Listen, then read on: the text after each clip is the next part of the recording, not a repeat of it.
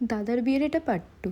তো হাই, আমি সায়ন্তী। বর রেডি হয়ে গেছে বেরোনোর জন্য। তো আগের পার্টে দেখিয়েছিলাম যে সন্ধ্যেবেলা একটা রিচুয়ালস হয়, তো সেটা হয়ে যাওয়ার আমরা আগের গাড়িতে ছিলাম, তার পিছনে ছিল বর, তো আমরা আগে পৌঁছে গেছি, সেই জন্য আর বেশি ডিস্টেন্সে ছিল না, তো তাড়াতাড়ি চলে এসেছি।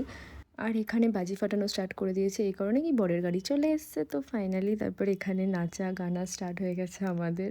যেখানে আমরা থাকি সেখানে নাচ হবে না সেটা তো হতেই পারে না। যাওয়ার পর আমরা 1 ঘন্টা ধরে মনে হয় ওখানে নেচেছি।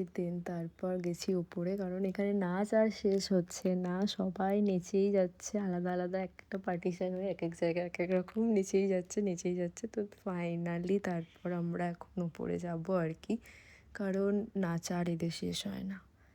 এখানে রেজিস্ট্রি কিছু কাজ ছিল, তো সেইগুলো করছিল। দেন তারপর ফাইনালি বিয়েতে বসে গেছে। কাছে থাকলে যা হয় আর কি, বিয়ে স্টার্ট করার কথা কটায়, আর সেই 12টা 2টো বেজে গেছে মনে হয় বিয়েই কমপ্লিট হতে। তারপর এখানে তো ফটোশ্যুট আর শেষ হয় না। দেন ফাইনালি সিঁদুর দান এবার, মানে এখানে জাস্ট দারুণ লাগছিলো বৌদিকে দেখতে।